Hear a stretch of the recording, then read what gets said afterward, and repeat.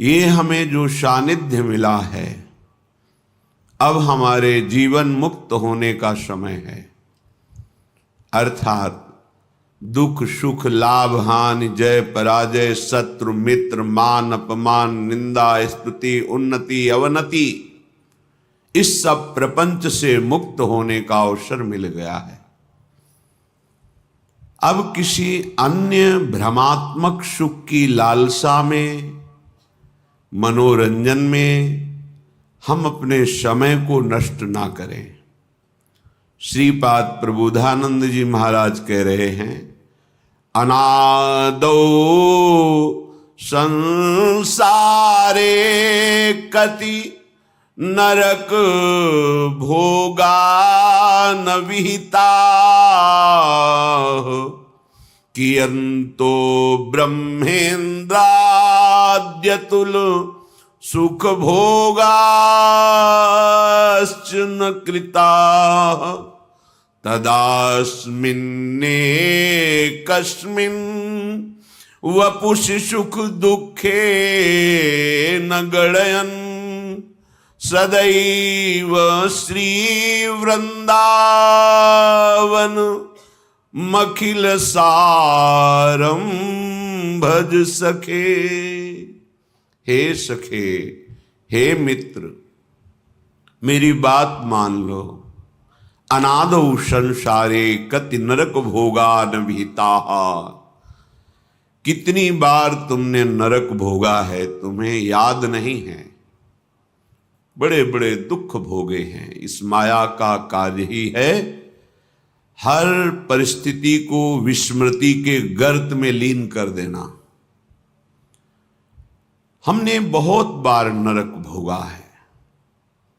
और कह रहे हैं, कियंतो ब्रह्मेन्द्राद्यतुल सुख भोगाश्च न कृता, ब्रह्मा इंद्र आदि के ऐसे कोई सुख नहीं बचे जो तुमने ना भोगा हो। क्योंकि अनादौ संसारे, कब से सृष्टि हुई है कोई तिथि तारीख नहीं है। ये अनादि अनंत महामहिम प्रभु की मायामयी लीला है। जब से लीला प्रारंभ हुई तो कभी हमने बहुत बार नरक भोगा, कभी ब्रह्मा के सुख भोगे, कभी इंद्र के सुख भोगे। दुख का चरम सीमा स्थान नरक है और सुख का, लौकिक सुख का, ब्रह्मा का सुख, देवराज इंद्र का सुख है।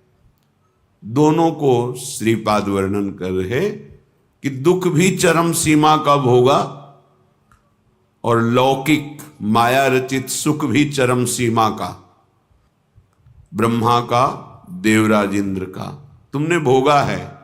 माया की विस्मृति में हमें याद नहीं।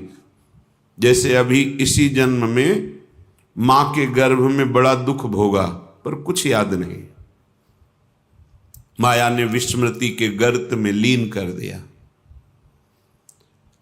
अब कह रहे हैं सावधान हो जाओ। तदास्मिन नेकस्मिन वपुषि सुख दुखे न गणयन्, हे मित्र, अब तुम केवल एक जन्म सावधान हो जाओ। ये जो शरीर है, बहुत दुख भोगे, बहुत सुख भोगे।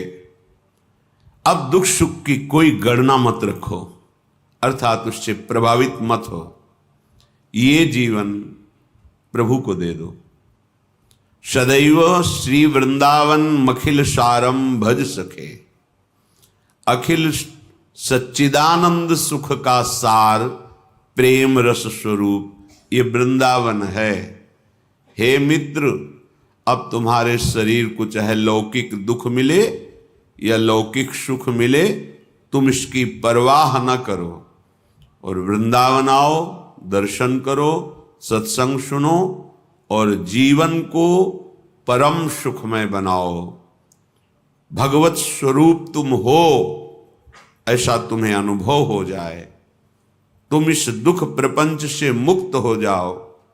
बहुत जन्म व्यतीत हो गए नरक भोगते, दुख भोगते, लौकिक सुख भोगते। अब सच्चिदानंद सुख की प्राप्ति का समय आ गया है। इसे चूको मत। नहीं तो पछताना पड़ेगा। यहां से जाना है, हम तुम सबको जाना है, जाने की तैयारी कर लो। जो पहले से तैयार न थे पछता पछता कर चले गए। रहे न रावण श्रम अभिमानी, हिरणा कश्यप संवरदानी। ये खान विभव की खान, जगत में कुछ दिन के मेहमान। भजले श्री भगवान, जगत में कुछ दिन के मेहमान। अपने जीवन को भगवतमय बना लो। धन्य है वो, श्रीपाद कह रहे हैं, धन्यो लोके मुमुक्षुर हरि भजन परो, धन्य धन्यस्ततोषौ। धन्यो यह कृष्ण पादाम्बुजरति, परमो रुक्मिणीश प्रियोतः। यशोदेय प्रियोतः, सुबल सुहृदतो गोपीकांत प्रियोतः। श्रीमद वृंदावनेश्वर्यति रस विवश राधकः सर्वमूर्धनि। पहले श्लोक में बताया कि अब तुम इस मायामयी नाटक के दुख सुख में मत फंसो। तुमने बड़े से बड़े दुख भोगे हैं, बड़े से बड़े सुख भोगे हैं, हाथ कुछ नहीं लगा। एक जन्म तुम एन केन प्रकारेण, चाहे जैसी परिस्थिति हो, तुम वृंदावन का दर्शन करो। आकर वृंदावन के रसिकों की सभा में बैठ करके सत्संग सुनो और जीवन को भगवतमय बना लो। कैसे? बोले धन्य हो जाओगे। इस जगत में वो धन्य हो गया जिसके हृदय में ये बात आई कि मैं अब मुक्त होना चाहता हूं इस दुखों से। मुझे वो उपाय चाहिए जहां शारीरिक मानसिक किसी भी तरह का दुख स्पर्श न करे, कोई भी द्वंद्व हमें परास्त न कर पावे, कोई भी विकार हमारे हृदय को जला ना पावे, कोई भी भोग हमारे हृदय को विचलित ना कर पावे। मैं मुक्त होना चाहता हूं। इसे कहते हैं मुमुक्षता। ये बड़े भाग्य से कई जन्मों की आराधना से बात आती है। भगवान आदि गुरु शंकराचार्य जी ने तो कहा, हजारों जन्म की साधना के बाद किसी के हृदय में पैदा होती है मुमुक्षता। अब मैं मुक्त होना चाहता हूं, थक गया हूं। अब मुझे कोई भोग, कोई पद, कोई प्रतिष्ठा, कोई यश कीर्ति नहीं चाहिए। अब मैं इस मायाजाल से मुक्त होना चाहता हूं। ये अंदर से बात आना, वाणी से कहना अलग बात होती है। हृदय में भारी व्याकुलता पैदा हो जाना, अब मैं मुक्त होना, मेरा क्या स्वरूप है, मैं क्यों भटक रहा हूं इस देह भाव को लेकर। ये बड़े भाग्य से आते हैं। पूज्यपाद शिवड़िया बाबा जी के हृदय में जब मुमुक्षता का स्वरूप जागृत हुआ, पहले कामाख्या देवी की आराधना करके विचार किया कि मैं ऐसा कुछ प्राप्त करूं जिससे जगत के गरीबों का दुख मिटा सकूं, जो दुखी जन है उनको सुख प्रदान करूं। जैसे महाराज युधिष्ठिर ने बटलोई सूर्य से प्राप्त की, ऐसे हम त्रिपुर सुंदरी भगवती से कुछ ऐसा प्राप्त करेंगे, तपोबल से जगत का दुख मिटा देंगे। लगे साधना में। फिर लगा कि बहुत जड़ चैतन्य पूरा जगत है, क्या बटलोई जैसी कोई वस्तु मिल जाने से हम पूरे जगत को दुख से बचा पाएंगे? देखो महापुरुषों का चिंतन क्या होता है। नहीं नहीं, इससे भी ऊपरती हो गई। नहीं नहीं, ये ठीक नहीं है। संन्यास ले लिया, दंडी सन्यासी हुए। फिर विचार हुआ, क्या इस तरह से भ्रमण करने से बात बन जाएगी? नहीं नहीं, तो दंड भी गंगा जी में विसर्जित किया, गुरुदेव से आज्ञा लेकी अब मुझे ब्रह्मबोध प्राप्त हो। फिर सब प्रबल मुमुक्षता देखी, अनुमति दे दी। ठीक है, गंगा किनारे चलते चलते जहां कोई महात्मा मिलता प्रश्न कर दे, हमारा स्वरूप क्या है, कैसे बोध हो। ताओ वेदांत की बात बोले, हम आपके अनुभव की बात सुनना चाहते हैं। हमें सूखे चने चबाने होते तो हम चबा लेते हैं, हमें आपका अनुभव चाहिए। कहीं संतुष्टता नहीं होती, क्योंकि इतनी प्रबल मुमुक्षता थी कि साधन पक्ष की भी बात नहीं रह गई थी। सीधे क्या है मेरा स्वरूप, शास्त्रीय सिद्धांत, आपका अनुभव क्या है? क्योंकि बहुत महापुरुष थे, उनके प्रश्न के आगे उत्तर सही टिकता नहीं, फिर चल देते। भ्रमण करते हुए तीर्थराज प्रयाग आए, स्नान किया और एक खंडहर देखा। जब तक ब्रह्मबोध नहीं हो जाएगा तब तक न पानी पीऊंगा, न भोजन पाऊंगा, न उठूंगा, न शौच, न लवशंका, सारी क्रियाओं को बंद कर दूंगा। और लेट गए, एक खंडहर में एकांत में लेट गए। 3 दिन 3 रात ऐसे कुछ अनुभव नहीं हुआ। अब शरीर कितनी बड़ी मुमुक्षता, न लवशंका, न शौच, न हिलना, न डुलना। 3 दिन 3 रात लेटे रहे। भगवत प्रेरणा से कोई आया, उससे कहा थोड़ा शरीर को मालिश करो तो चलने लायक हो। फिर उठे, बोले अब क्या करूं? इसका मतलब अब मैं शरीर को नष्ट कर दूं, शरीर को त्याग दूं। ठीक है, लौकी का कमंडल था, फेंक दिया, ऊपर का अचला फेंक दिया। कूदने को हुए तो फिर वही विवेक, क्या शरीर त्यागने से ब्रह्मबोध हो जाएगा? फिर उससे भी वैराग्य। तो क्या करें? बहुत खिन्न, देखो कैसी मुमुक्षता होती है, कुछ अच्छा नहीं। जब प्राण त्यागने के लिए उतारू हो गए तो इससे, पर उसके लिए भी विवेक आदेश नहीं किया, क्या इससे ब्रह्मबोध हो जाएगा? नहीं। फिर व्याकुलता, लौट पड़े। शंकर जी का मंदिर एक प्राय होते ही गंगा किनारे, एकदम उनकी जो हृदय की स्थिति हो कोई मुमुक्ष ही जान सकता है। ऐसे डेहरी पे सर रखा और शिवलिंग पे चरण रखे। क्या करूं? हाय मचा हृदय में, कैसे मैं ब्रह्म साक्षात्कार करूं? तंद्राशी आई। तो जब कोई इतना व्याकुल होता है तो भगवान व्याकुल हो जाते हैं, जो चाहता है वो प्रदान करने के लिए। भगवान नर नारायण आए और उनको उपदेश किया। बस उसी समय स्वरूप का बोध हो गया। अब उसकी 18 घंटे पद्मासन में, उसी अनुभूति में, एक कवल, एक ग्रास केवल अन्न पाना, 18 घंटे ऐसे विश्राम, घुटने टेक दिए, ऐसे गिरिवाल पद्मासन लगा हुआ है, यही विश्राम था। फिर ऐसे मुमुक्षता, ब्रह्मबोध, विशुद्ध तत्व ज्ञान, ये कोई खिलौना थोड़ी है कि खेल लो 2 मिनट हो गया तुम्हें ब्रह्मबोध, पढ़ लिया वेदांत तो हो गया तुम्हें ब्रह्मबोध। कह रहे धन्यो लोके मुमुक्षुर, जो मुक्त होना चाहता है इस संसार से, धन्य है वो, धन्य है। आगे कह रहे हरि भजन परो धन्य धन्यस्ततोषौ, उससे भी धन्य धन्य वो है जो एक बात निश्चय कर लिया, अब मुक्त हो चाहे ना हो, जन्म हो मरण हो, दुख हो सुख हो, इसकी कोई परवाह नहीं। अब तो रात दिन हरि शरणम हरि शरणम हरि शरणम हरि शरणम, अब तो भजेंगे हम।